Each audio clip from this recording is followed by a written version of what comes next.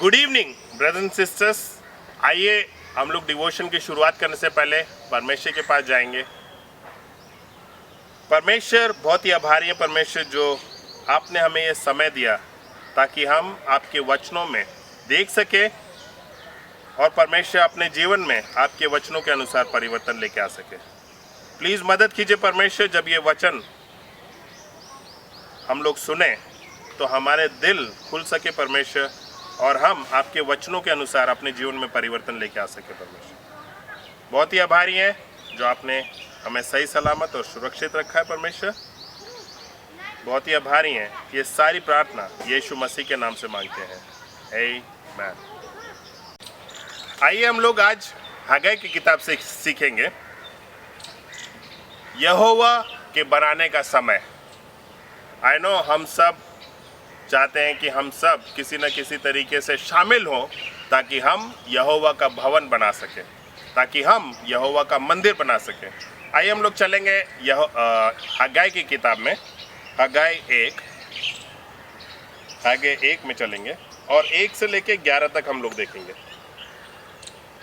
और यहोवा का भवन बनाने के लिए सबसे पहली चीज, अभी नहीं तो कभी नहीं।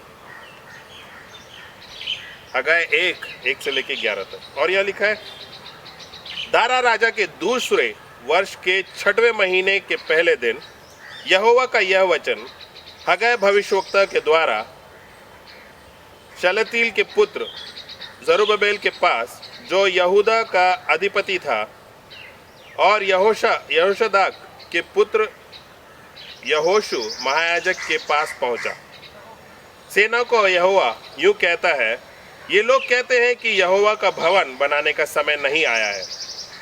फिर यहोवा ने यह वचन हग्गाई भविष्यवक्ता के द्वारा पहुंचा, क्या तुम्हारे लिए अपने छत वाले घरों में रहने का समय है, जबकि यह भवन उजड़ा पड़ा है। इसलिए सब सेनाओं का यहोवा यूं कहता है, इसलिए अब सेनाओं का यहोवा यूं कहता है, अपनी अपनी चाल चलन पर ध्यान करो। भाई बहनों, हम लोग यहीं पे रुकते हैं और हम देखते हैं कि किस प्रकार से इजरायली लोग कह रहे थे कि अभी यहोवा का भवन बनाने का समय नहीं आया। और परमेश्वर यहाँ इन इजरायलियों से पूछ रहे हैं कि हम सब बढ़िया घरों में रह रहे हैं, जहाँ पे हम आसानी से बैठे हुए हैं और कोई हमें किसी तरीके की कोई परेशानी या दिक्कत नहीं है। भाई बहनों, आई थिंक हम सब लोग इस समय पे घरों में बैठे हुए हैं और सिर्फ इसी जुगत में लगे हुए हैं कि कैसे हम ये कठिन समय गुजार दें। आई थिंक हम सबके पास हर तरीके की सुविधाएं हैं। कम से कम जो ज़रूरी सुविधाएं हैं वो ज़रूर हम सबके पास है। और परमेश्वर यहाँ बता रहा है कि किस प्रकार से यहोवा का भवन उजड़ा पड़ा है और हम सब आराम से बैठे हुए, तसल्ली बख्श बैठे हुए।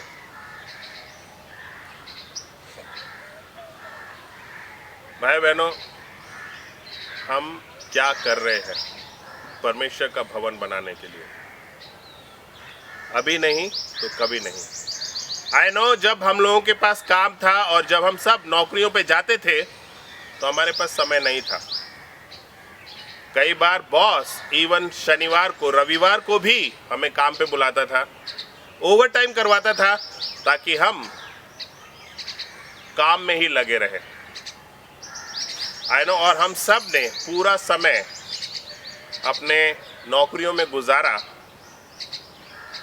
क्योंकि हम जानते थे कि अगर हम ओवर टाइम नहीं करेंगे तो शायद हमारी नौकरी चली जाएगी। अगर हम रविवार को नहीं जाएंगे तो शायद सोमवार को हमारे पास काम नहीं रहेगा। तो भाई बहनों, जब काम की बात आती है तो हम सब लोग पूरा प्रयास करते हैं ताकि हम जो है कमा सके और अपने परिवार का पालन पोषण कर सके। आई थिंक अभी वो परिस्थिति नहीं है। आई थिंक इवन जो यूपी है उसमें शनिवार और रविवार के लिए 2 दिन का लॉकडाउन होता है, जहाँ पे आप बाहर नहीं जा सकते हैं, काम पे नहीं जा सकते हैं, बॉर्डर सील कर दिए जाते हैं। इवन अभी इस समय पे भी हमारे पास बहुत समय है। शाम को अगर हम काम पे जा रहे हैं तो शाम को जल्दी आ जाते हैं। रविवार को छुट्टी रहती है, कोई भी ओवर टाइम करने के लिए नहीं कह रहा है। हम क्या कर रहे हैं हमारे समय से? बाइबल बता रही है भाई बहनों कि 5 में, इसीलिए अब सेनाओं का यहोवा यूं कहता है, अपनी अपनी चाल चलन पर ध्यान करो। क्या हम अपनी चाल चलन पर ध्यान कर रहे हैं? कैसा है हमारा जीवन? क्या हम समय दे रहे हैं परमेश्वर को? क्या हम हर प्रयास कर रहे हैं ताकि हम परमेश्वर के साथ जुड़ सकें? क्या हम हर प्रयास कर रहे हैं ताकि हम एक दूसरे के साथ मेल मिलाप में रह सकें? आई नो शारीरिक रूप से हम लोग मेल मिलाप में नहीं रह सकते, कम से कम एक फ़ोन कॉल करके या किसी न किसी भाई या बहन के साथ प्रार्थना फिक्स करके। हम लोग ऑफिस भी जा रहे हैं, अलग अलग लोगों से मिल रहे हैं, हम लोग बाज़ार में भी जा रहे हैं और चीज़ें खरीद रहे हैं, हमारी ज़रूरतों की चीज़ों को खरीद रहे हैं। लेकिन कहीं ना कहीं हमारे दिल में है कि हमें एक दूसरे से मिलना नहीं है, नहीं तो शायद मुझे कोविड-19 हो जाएगा। जब ज़रूरतों की चीज़ें आती है, जब ज़रूरतों के बारे में हम सोचते हैं तो हम इन सब चीज़ों के बारे में ध्यान नहीं देते हैं। इवन अगर हमें बस में ट्रैवल करके जॉब पे जाना है तो हम तैयार रहते हैं। क्यों ना हम वही प्रेम परमेश्वर के लिए रखें ताकि हम परमेश्वर के करीब जा सकें। भाई बहनों, बहुत ज़रूरी है हमें अपने चाल चलन पे ध्यान देना है कि आज मेरा चाल चलन कैसा है। क्या मैं आज भी परमेश्वर को पहला स्थान दे रहा हूँ या नहीं? आई थिंक मैं अगर अपने जीवन के बारे में देखूं तो कई बार मैं आलसी हो गया था। सोच नहीं रहा था कि कैसे मैं इस लॉकडाउन के समय में भी परमेश्वर को महिमा दे सकूं। किस प्रकार से मैं इस लॉकडाउन के समय में भी कैसे परमेश्वर के करीब जा सकूं। बहुत सारा समय है, बहुत सारा, अपने लिए, अपने परिवार के लिए, और मैंने समय का सही रूप से उपयोग नहीं किया। बहुत ज़रूरी है हम सोचें अपने चाल चलन के बारे में। आज हमारा चाल चलन कैसा है? कहीं हम अपवित्रता में तो नहीं गिर रहे क्योंकि खाली समय है? कहीं हम पाप में तो नहीं जा रहे सिर्फ पूरा दिन बैठ के यूट्यूब या फेसबुक या पिक्चरें देख रहे हैं? मैं नहीं कह रहा हूँ कि हमें ये सब देखने की ज़रूरत नहीं है, देखिए, लेकिन समय अनुसार। बहुत ज़रूरी है कि हम अपने आप को नियम अनुसार चलाएं, अपनी चाल चलन पे ध्यान दें। हमें देखना है कि हम कितना समय परमेश्वर को दे रहे हैं प्रतिदिन। Being a full time worker, मैंने अपने जीवन में देखा कि ऐसे समय भी थे जहाँ पे मैं जो है पूरे दिन में 2-3 घंटे भी परमेश्वर के कार्य को नहीं दे रहा था,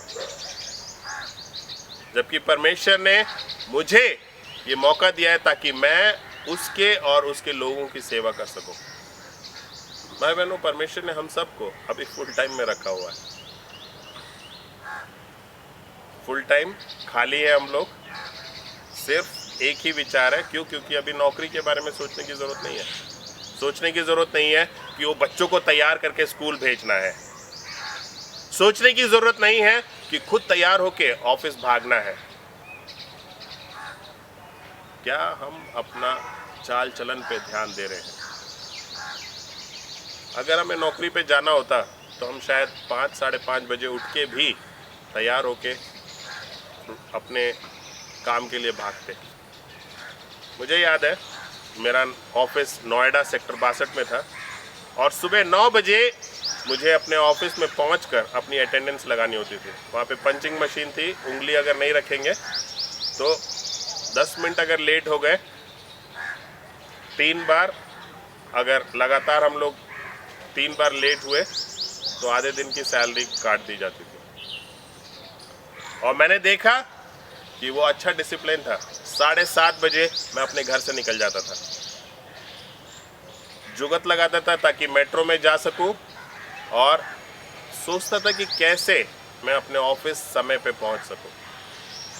क्यों ना भाई बहनों हम भी सोचें कि कैसे मैं इस समय भी परमेश्वर का भवन बना सकूं, कैसे मैं अपना पूरा दिल दे सकूं ताकि मैं परमेश्वर के भवन में जो है कार्य कर सकूं। आई नो कई बार हम लोग नहीं जानते कि कैसे करना है, क्या करना है। अगर नहीं पता है तो हमें अपने मार्गदर्शक के पास जाने की ज़रूरत है और उनसे पूछने की ज़रूरत है कि कैसे मैं जो है परमेश्वर का भवन बना सकता हूँ। अभी नहीं तो कभी नहीं। आगे देखते भाई बहनों 6 से लेके 11 तक। और यहाँ लिखा है, तुमने बहुत बोया परंतु थोड़ा काटा, तुम खाते हो परंतु पेट नहीं भरता, तुम पीते हो परंतु प्यास नहीं बुझती, तुम कपड़े पहनते हो परंतु गरमाते नहीं, और जो मजदूरी कमाता है वह अपनी मजदूरी की कमाई को छेद वाली थैली में रखता है। सेनाओं का यहोवा तुमसे यूं कहता है, अपने अपने चाल चलन पर सोचो, पहाड़ पर चढ़ जाओ और लकड़ी ले आओ और इस भवन को बनाओ, और मैं उसको देखकर प्रसन्न होऊंगा और मेरी महिमा होगी। यहोवा का यही वचन है। तुमने बहुत उपज की आशा रखी परंतु देखो थोड़ा ही है, और जब तुम उसे घर ले आए तब मैंने उसको उड़ा दिया। सेनाओं के यहोवा की यह वाणी है, ऐसा क्यों हुआ? क्या इसलिए नहीं कि मेरा भवन उजड़ा पड़ा है और तुम में से प्रत्येक अपने अपने घर को दौड़ा चला जाता है। इस कारण आकाश से ओस गिरना और पृथ्वी से अन्न उपजना दोनों बंद है, और मेरी आज्ञा से पृथ्वी और पहाड़ों पर और अन्न और नए दाखमधु पर और ताजे तेल पर और जो कुछ भूमि से उपजता है उस पर और मनुष्यों और घरेलू पशुओं पर और उनके परिश्रम की सारी कमाई पर भी अकाल पड़ा है। भाई बहनों, यहाँ बाइबल बता रही है कि किस प्रकार से परमेश्वर का भवन उजड़ा पड़ा है और हम सब लोग अपने अपने घरों को भाग रहे हैं और अपने अपने घरों में बैठे हुए हैं। परमेश्वर कह रहा है कि हमें सोचने की जरूरत है कि हम किस रीति से अपने जीवन को चला रहे हैं। क्या हम इस चीज पे ध्यान दे रहे हैं कि कैसे मैं परमेश्वर का भवन बना सकूं? भाई बहनों, परमेश्वर का भवन बनाना आसान नहीं है। परमेश्वर के भवन बनाने के लिए बहुत मेहनत की जरूरत है। बाइबल कह रही है कि पहाड़ पे चढ़ो और लकड़ी लेके आओ ताकि मेरा भवन बन सके। पहाड़ पे चढ़ना आसान नहीं होता है, मेहनत करनी पड़ती है। जिस प्रकार से हम लोग अपने परिवार का गुजारा करने के लिए, अपने आप का गुजारा करने के लिए जिस प्रकार से हम लोग मेहनत करते हैं, उसी प्रकार से हमें परमेश्वर के लिए मेहनत करने की जरूरत है। हम आज कितनी मेहनत परमेश्वर के लिए कर रहे हैं भाइयों बहनों, और परमेश्वर कह रहा है जब मेरा भवन बनाना शुरू करोगे तो मैं प्रसन्न होऊंगा। और बाइबल कह रही है कि यदि हम नहीं करते हैं तो बाइबल बता रही है कि किस प्रकार से हम बोते तो हैं लेकिन उपज ज़्यादा नहीं हो रही है। हम कपड़े पहनते हैं लेकिन अपने आप को गर्म नहीं रख पा रहे हैं, खाते हैं लेकिन पेट नहीं भर रहा है, पीते हैं लेकिन प्यास नहीं बुझ रही है, कमाते हैं लेकिन छेद वाली थैली में रखते हैं। छेद वाली थैली, आई थिंक अगर हम सब देखें तो शायद हम सब लोग कमा रहे हैं लेकिन हम सोच रहे होंगे कि शायद हम छेद वाली थैली में नहीं रख रहे हैं।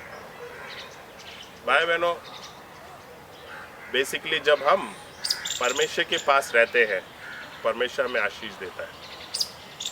जब हम परमेश्वर के करीब रहते हैं तो थोड़ा भी कमाएंगे तो उसमें से भी बचाएंगे। परमेश्वर कितनी बरकत देगा। क्यों हमारे जीवन में बरकत नहीं है? क्यों हमारे जीवन में परेशानियां हैं? क्यों हमारे जीवन में कठिनाइयां हैं? क्योंकि हम परमेश्वर के विषय में नहीं सोच रहे हैं। हम लोग सिर्फ और सिर्फ अपने बारे में सोच रहे हैं। जब हम अपने बारे में सोचते हैं तब हम आगे नहीं बढ़ पाते हैं। भाई बहनों, हमें अपने चाल चलन को और सोचना है कि आज मेरे चाल चलन कैसा है। क्या मैं परमेश्वर के बारे में सोच रहा हूँ? परमेश्वर के भवन के बारे में सोच रहा हूँ? परमेश्वर का भवन बनाने का मतलब क्या है? कि हम जाएं और भी लोगों को बचाएं। ना सिर्फ ये, अभी नहीं तो कभी नहीं। भाई बहनों, ये बहुत बढ़िया समय है जहाँ पे हम सबके पास कुछ नहीं, पैसा नहीं होगा, शायद खाने के लिए नहीं होगा, लेकिन उनके पास समय बहुत है। अब कोई भी ये बहाना नहीं दे सकता है कि वो मेरे पास समय नहीं है बाइबल के लिए, बाइबल पढ़ने के लिए, क्योंकि हर एक जना बाइबल के लिए समय देना चाहता है। बहुत ज़रूरी है कि हम उन तक पहुँचे और उनको परमेश्वर के करीब लेके आए। जब हम ये करते हैं तब हम परमेश्वर का भवन बना रहे हैं। सब और रब, हम लोग हगाई 1:12 से लेकर 15 तक देखेंगे।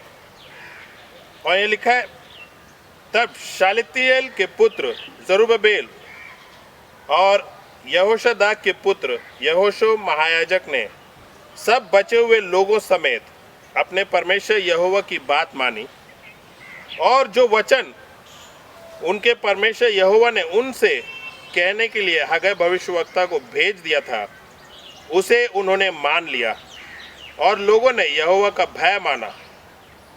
तब यहोवा का दूत हगाई ने यहोवा से आज्ञा पाकर उन लोगों से यह कहा, यहोवा की यह वाणी है, मैं तुम्हारे संग हूँ। और यहोवा ने शालतियेल के पुत्र जरुब्बाबेल को, जो यहूदा का अधिपति था, और यहोशदाक के पुत्र यहोशू महायाजक को और सब बचे हुए लोगों के मन को उभार और उत्साह से भर दिया कि वे आकर अपने परमेश्वर सेनाओं के यहोवा के भवन को बनाने में लग जाएं। यह दारा राजा के दूसरे वर्ष के 6वें महीने में 24वें दिन हुआ। भाई बहनों, हम देखते हैं कि किस प्रकार से जब परमेश्वर का ये वचन लोगों पे पहुंचा, तब सब लोगों ने निर्णय लिया कि हम सब लोग परमेश्वर का भवन बनाएंगे। उन सब ने परमेश्वर का भय माना। भाई बहनों, परमेश्वर का भय मानना बहुत ज़रूरी है। हमारे जीवन में बहुत सारे और भय होते हैं। अभी ये वायरस का भय है कि वो कहीं ये वायरस मुझे ना हो जाए। उससे कहीं अधिक हमें सोचने की ज़रूरत है कि हमें परमेश्वर का भय मानना। परमेश्वर का भय जब होगा, हम परमेश्वर के करीब रहेंगे और परमेश्वर के भवन के बारे में सोचेंगे कि कैसे मैं परमेश्वर का भवन बना सकता हूँ। भाई बहनों, कितना समय आज हम परमेश्वर को दे रहे हैं, जबकि परमेश्वर ने हमें इतना समय दिया हुआ है। भाई बहनों, बहुत ज़रूरी है कि हम अपने दोस्तों से बात करें और उनसे पूछें कि क्या वो परमेश्वर के बारे में जानने में उत्सुक है, क्या वो परमेश्वर के बारे में जानना चाहते हैं। मैं आपको बताना चाहता हूँ कि ना सिर्फ अभी दिल्ली में, बल्कि हर देश के कोने कोने से लोग हमसे रिक्वेस्ट कर रहे हैं कि हमारे साथ बाइबल पढ़िए, हमें बाइबल सिखाइए। मैं बताना चाहता हूँ कि हैदराबाद में बहुत सारे लोग हैं, विजयवाड़ा में बहुत सारे लोग हैं जिनकी बाइबल स्टडी चल रही है। और ना सिर्फ वहाँ पे, उड़ीसा में 2-3 लोग हैं जो बाइबल पढ़ रहे हैं।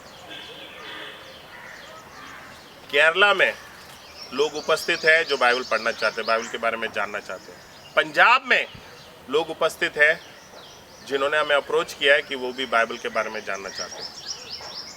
ऐसे ऐसे लोग जो कभी आज तक चर्च नहीं गए, वो सब परमेश्वर के बारे में जानने में इच्छुक है। भाई बहनों, आई एम श्योर कि हमारे पास भी ऐसे दोस्त हैं, हमारे रिश्तेदार हैं, हमारे अड़ोसी पड़ोसी हैं जो भय में बैठे हुए हैं। किसका भय? परमेश्वर का नहीं, कोरोना वायरस का भय। हमें उन तक पहुंचना है और उनको परमेश्वर के बारे में बताना है, क्योंकि जब हमारे परमेश्वर हमारे जीवन में आता है तो हमारे जीवन कंप्लीटली परिवर्तित हो जाता है। जब हम परमेश्वर के साथ अपना जीवन बिताते हैं तो हमारे जीवन में परिवर्तन हो जाता है। ब्रदर्स एंड सिस्टर्स, बहुत ज़रूरी है कि हम परमेश्वर के करीब जाएं। जब यहोवा की वाणी सबने सुनी, सबने निर्णय लिया कि हम सब परमेश्वर के पास जाएंगे और परमेश्वर का भवन बनाएंगे। परमेश्वर का भवन बनाने का मतलब भाइयों बहनों, लोगों को बचा के परमेश्वर के राज्य में लेकर, हम खुद परमेश्वर का भवन है, और जितने ज्यादा लोग उतना बड़ा परमेश्वर का भवन है। कब आखिरी समय था जब हम फलवंत हुए? कब आखिरी समय था हमने मुंह खोल के परमेश्वर के बारे में किसी से बातचीत की? आई नो, अपनी परिस्थिति के बारे में हम लोग हमेशा बात करते रहते हैं। ओ, मेरे जीवन में ये चल रहा है, मेरे परिवार में ये चल रहा है, मेरे जीवन में ऐसी दुख तकलीफ है। आई थिंक अगर हम सूची बनाना शुरू करें तो शायद नोटबुक्स भी कम पड़ जाएंगी। क्यों? क्योंकि हम अपने ऊपर ज़्यादा ध्यान देते हैं। भाई बहनों, हमें सूची बनाने की ज़रूरत है उन लोगों के लिए जो परमेश्वर को जानना चाहते हैं, जो परमेश्वर के बारे में जान के परमेश्वर के लिए कार्य करना चाहते हैं। भाई बहनों, आइए हम सब लोग खड़े हों और परमेश्वर के लिए भवन बनाना शुरू करें। मेहनत लगेगी, हमें मेहनत से कतराना नहीं है। परमेश्वर के भवन बनाने से ज़्यादा बढ़कर और कुछ भी चीज़ हमें सुख नहीं दे सकता है। मैं बहुत खुश हूँ कि कल मंगलवार को विजय और पूनम, जो ज़बरदस्त दंपति है, पति पत्नी, निर्णय लिया कि हम यीशु के पीछे चलना चाहते हैं। आई थिंक उन्होंने निर्णय लिया कि हम लोग अपने बारे में नहीं सोचेंगे, बल्कि परमेश्वर के भवन के बारे में सोचेंगे। एंड बहुत सारे भाई बहन हैं बदरपुर में जिन्होंने निर्णय लिया कि हम लोग भी परमेश्वर के भवन बनाने में शामिल होना चाहते हैं। भाई बहनों, लोग हैं जो परमेश्वर का भवन बनाना चाहते हैं। क्या हम सब तैयार हैं परमेश्वर का भवन बनाने के लिए? आइए हम सब मिलकर परमेश्वर का भवन बनाएं। जब हम परमेश्वर का भवन बनाना शुरू करते हैं भाई बहनों, हमारे जीवन में सुख संपत्ति आती है। जिस प्रकार से मत्ती 6:33 बताता है कि पहले परमेश्वर के राज्य और उसके धार्मिकता की खोज करो और ये सब चीज़ें हमें मिल जाएंगी। क्या हम आज परमेश्वर की खोज कर रहे हैं? क्या हम आज परमेश्वर के राज्य की खोज कर रहे हैं? भाई बहनों, अगर हम अपने बारे में ही खोजते रहेंगे तो हम कभी भी आगे नहीं बढ़ पाएंगे। यहाँ पे भी वही हो रहा था बाइबल में, जब लोग सिर्फ अपने घर के बारे में सोच रहे थे कि ओ, मेरे पास छत है कि नहीं, क्या मेरे पास खाने के लिए है कि नहीं, क्या मेरे पास पैसा है कि नहीं। जब लोग अपने बारे में सोच रहे थे तो वो सुखी नहीं थे। क्यों? क्योंकि हर चीज़ उल्टी हो रही थी। जो भी वो चाहते थे उसका विपरीत उनके साथ हो रहा था। बहुत ज़रूरी है कि हम परमेश्वर का भय माने और अपने चाल चलन को ध्यान से देखें। आज मेरा चाल चलन कैसा है? भाई बहनों, यहोवा का भवन बनाने का समय यही है। उसमें हमने देखा अभी नहीं तो कभी नहीं। ये बहुत बढ़िया समय है। क्यों? क्योंकि हमारे पास बहुत सारा समय है। ताकि हम परमेश्वर के बारे में बहुत सारे लोगों को बता सके और उनको परमेश्वर के करीब लेके आ सके। सब और रब, जब हम सब रब के करीब रहेंगे, रब हमारे साथ रहेगा। जब हम सब मिलके परमेश्वर का भवन बनाएंगे, परमेश्वर हमारी देखभाल करेगा, हमारी ज़रूरतों की देखभाल करेगा और किसी तरीके की कोई घटी या कमी हमारे जीवन में नहीं रहने देगा। आइए हम लोग प्रार्थना करेंगे और समाप्त करेंगे। परमेश्वर, बहुत ही आभारी है परमेश्वर, आज हगे के जीवन से हम सीख सके, हगे के प्रचार से हम सीख सके परमेश्वर, कि किस प्रकार से ये वो समय है जब हमें आपका भवन बनाने की ज़रूरत है। प्लीज़ मदद कीजिए परमेश्वर, ताकि हम इकट्ठा होके परमेश्वर आपके राज्य को बना सके। परमेश्वर इकट्ठा होके परमेश्वर और भी लोगों को आपका सुसमाचार फैला सके। बहुत ही आभारी है जो आप हमसे इतना प्रेम करते हैं और हमारी हर ज़रूरतों की देखभाल करते हैं। परमेश्वर प्लीज़ मदद कीजिए, हम सब संग होके आपके साथ चल सके परमेश्वर, अपने चाल चलन पे ध्यान रख सके परमेश्वर। बहुत ही आभारी हैं। ये सारी प्रार्थना यीशु मसीह के नाम से मांगते हैं। आमीन। Good night brothers and sisters, see you.